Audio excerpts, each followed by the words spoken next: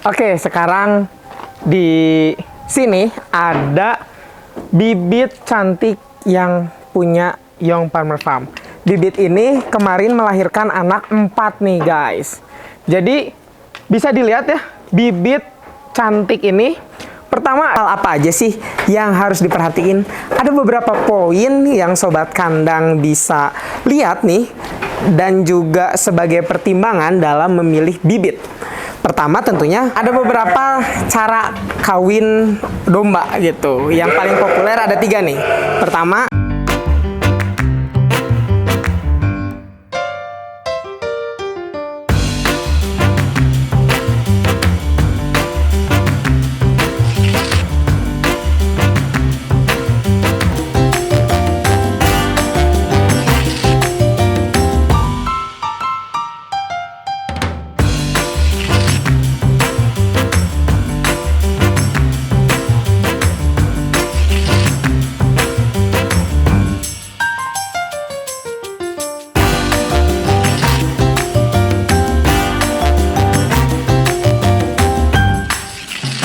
halo Sobat Kandang, balik lagi bersama saya, Babang Tuil. Masih bersama Babang Tuil di Kandang Young Farmer Farm. Kali ini, Babang Tuil mau ngebahas tuntas soal perbibitan nih, utamanya indukan. Sesuai dengan judulnya, apakah bibit cantik itu sama dengan bibit berkualitas? Nanti kita lanjut kupas tuntas lebih detail bersama Babang Tuil hari ini. Tapi sebelum itu, jangan lupa untuk like, comment, subscribe, serta share konten-konten yang ada di Young Farmer Farm ke Sobat Kandang lainnya. Nah, oke Sobat Kandang, hari ini Babang Tuil mau ngajak Sobat Kandang untuk berkeliling sambil belajar mengenai bibit cantik itu bener nggak sih bibit yang berkualitas? Oke, udah nggak sabar kan? Langsung aja ikutin Babang Tuil, let's go!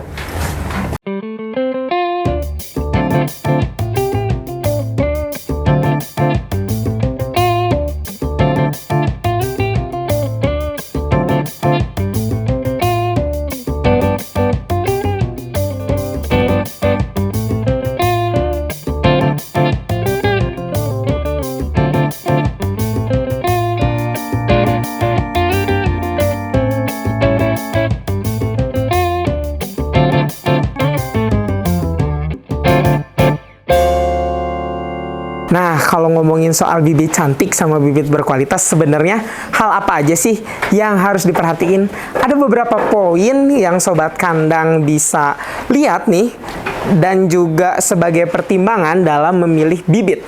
Pertama tentunya bibit harus sehat, yang mana dia sehat secara fisik dan juga secara reproduksinya. Kalau misalnya yang darah mungkin belum terlalu terlihat, tapi kalau misalnya bibit-bibit yang sudah anakan, kita bisa lihat dari anakan-anakannya, proses melahirkannya lancar atau tidaknya, terus dari anakannya itu sekali melahirkan berapa ekor anak. Nah, hal-hal itu bisa dipertimbangkan. Tapi kita juga bisa ngelihat dari ciri fisiknya nih. Utamanya kalau misalnya bibit-bibit yang bagus itu seperti apa sih? Dari bentuk tubuhnya. Kita bisa lihat dari punggung. Biasanya untuk bibit yang cantik dan berkualitas itu dia punggungnya rata. Terus juga dari perut. Nah, perutnya itu dia seperti bulan sabit terbalik nih, ngabaji kalau bahasa Sundanya.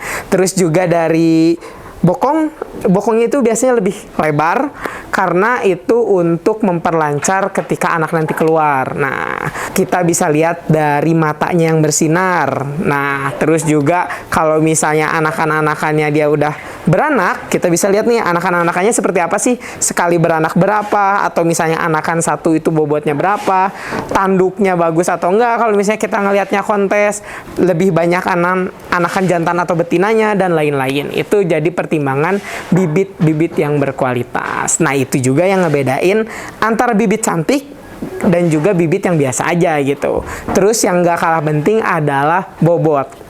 Dimana kalau misalnya penggemukan kita sebesar-besarnya bobot gitu. Sementara kalau untuk bibit kita harus proporsional, tidak terlalu besar dan tidak terlalu kecil. Makanya ada nanti istilahnya indeks BCS. Ngomongin soal BCS nih, Babang Tuil bahas sedikit. Jadi BCS itu singkatan dari Body Condition Score, di mana indikator tingkat kegemukan tubuh yang dibandingkan dengan postur tubuhnya. Jadi BCS sendiri skalanya itu dari 1 sampai 5, dari yang kecil sampai yang besar.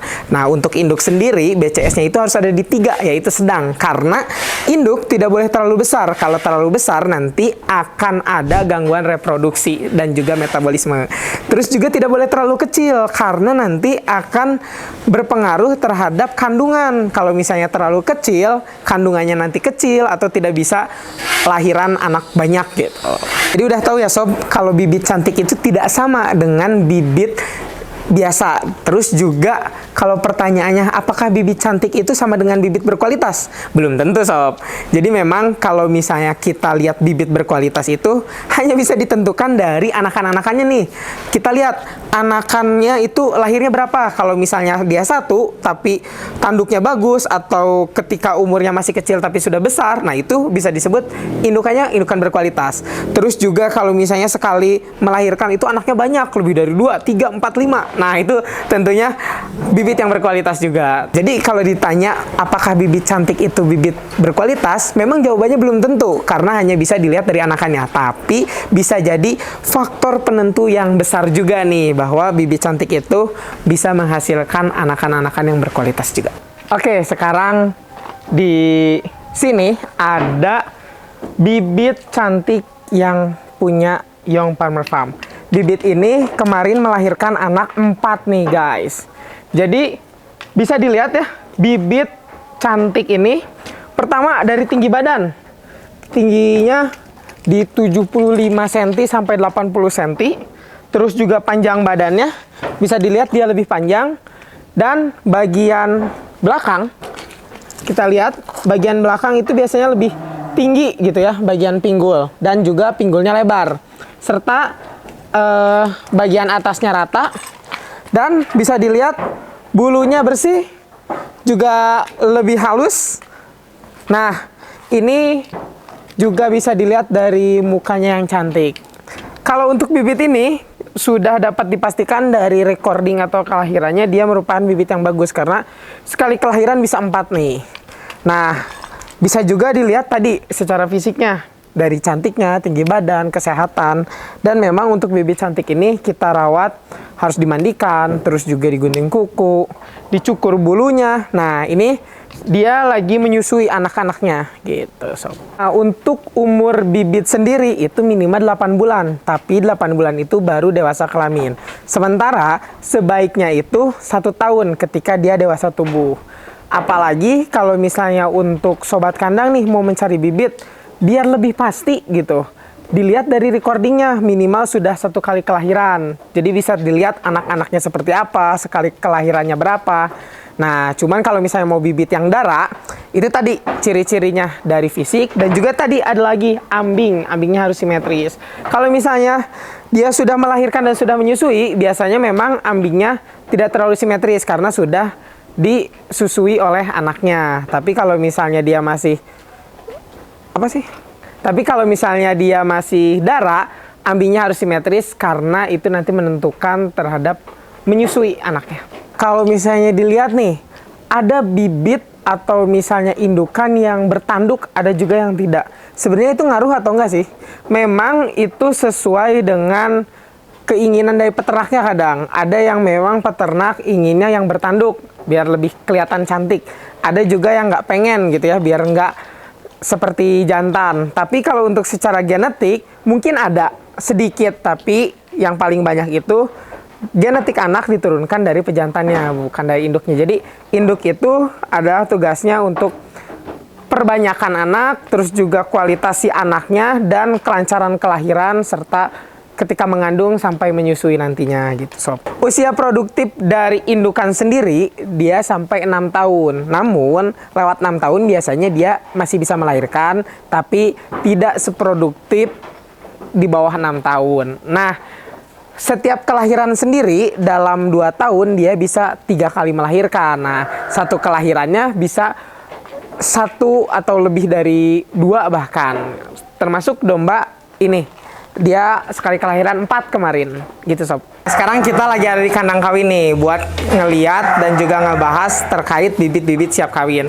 Jadi bibit itu siap kawin minimal 8 bulan karena di situ udah mulai dewasa kelamin. Cuman kita ada istilah dewasa tubuh juga, yang mana organ-organ tubuhnya udah matang dan juga udah siap, yaitu umur 1 tahun. Biasanya kita minimal 1 tahun untuk dimasukkan ke kandang kawin. Terus juga dari mulai kawin sampai melahirkan sampai sapi itu biasanya 40 hari nih dari melahirkan kita masukin lagi 40 sampai 45 hari, karena di situ masa nifasnya sudah selesai dan juga bibit sudah siap kawin lagi.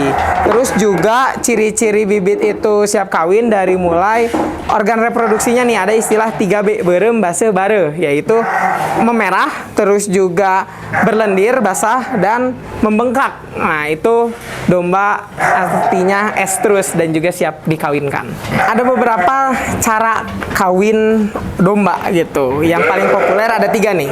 Pertama, kawin dibantu oleh manusia, jadi 1 jantan dan 1 betina. Biasanya betinanya dipegang, jantannya naik.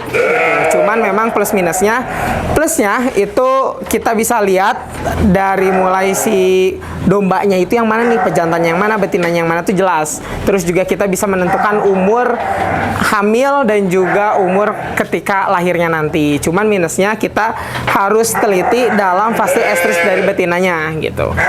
Terus juga ada kawin koloni nih. Kawin koloni ini biasanya 1 jantan untuk beberapa ekor betina. Kalau di yang farmer farm 10 sampai 11 gitu dalam satu kandang. Yang mana memang kalau kawin koloni ini plusnya tingkat kawin dan juga tingkat dia buntingnya lebih tinggi, 80 sampai 90% bahkan.